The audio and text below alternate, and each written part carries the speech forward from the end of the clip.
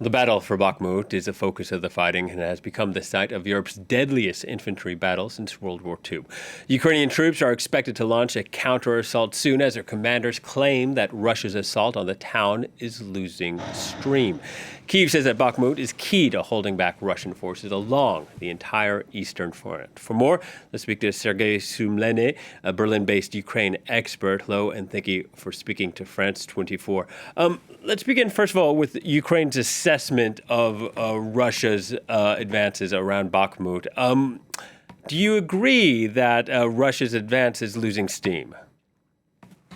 Well, Russians definitely tried to take Bakhmut for months, and the battle for Bakhmut lasted longer than the battle for Stalingrad in World War II. That is incredible dimension.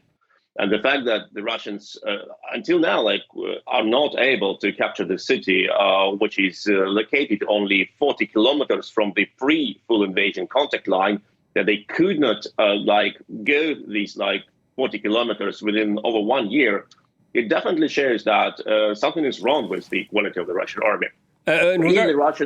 Regardless of that, what would the Ukrainians stand to gain by announcing that they might be launching their counteroffensive soon, very soon in their words? Well, we all are waiting for the Ukrainian counteroffensive, and it is clear that Ukraine is training new personnel, getting new weapons, not that much as they need, but still they're getting new weapons. Today, the first batch of the Slovakian MiG-29, 4 fighter jets, should have landed in Ukraine. Media reported. Ukraine got new tanks, new infantry fighter vehicles. They need to go further. Also because the support of Ukraine depends on the Ukrainian success. It is a bit counterintuitive and illogical, but the West gives support to Ukraine only after Ukraine demonstrates some success. So in this logic, Ukraine is dependent on an attack, and for that, Ukraine needs to weaken the Russian troops, and that was the function of Bakhmut battle. Ukrainians pushed Russians into bringing more troops, more people to Bakhmut, and eliminated them. We know that the Russian losses in Bakhmut are definitely over 20,000, and we could see all these human waves which the Russians sent to the front line, and how Ukrainians defended the city day by day. So now the Russian army cannot launch anything, because we were all expected also that the Russians will try to start counter-offensive. But what Russians did, they only tried to capture Bakhmut and lost a lot of equipment and manpower. So now it's Ukrainian time. I think we will see something very soon. Yeah, and you mentioned how important it is, this international support. Recently, we saw the tanks, we saw the fighter jets, as you mentioned.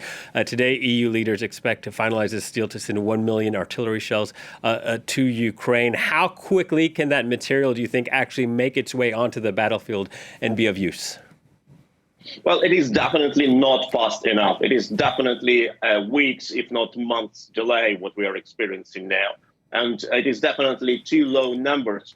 Ukrainians said they need 500 battle tanks. They have been promised now 200. And out of these 200, they maybe get 50 within this month or the next month. So it is definitely not the scale which Ukraine needs to save Ukrainian human lives and to effectively push the Russians back.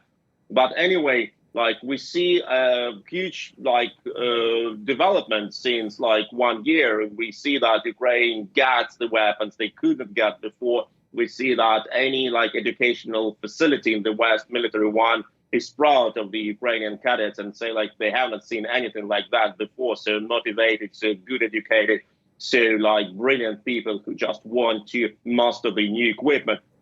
And from that perspective, I think what Ukrainians need now mostly is the armored vehicles, both tanks and infantry fighting vehicles for the ground. It is the shells, because the shells, first of all, the high precision shells to switch off the Russian commander centers and ammunition depots, and the jets. From these three positions, I think Ukrainians get more or less first two, tanks and infantry fighting vehicles and ammunition. The jets are still a huge deficit, and here we see there is a deficit in the decision of the West, and we need just to see the truth. Ukraine is winning this war. The question is only how fast and with what price. And we can help Ukrainians to do it faster and to do it with the little price before the Chinese will identify us as a weak and will start to support Russia. And that would be a very bad game changer. Sergej, thank you very much for your time and your analysis. Sergej Sumlenny speaking to us. Thank you so much.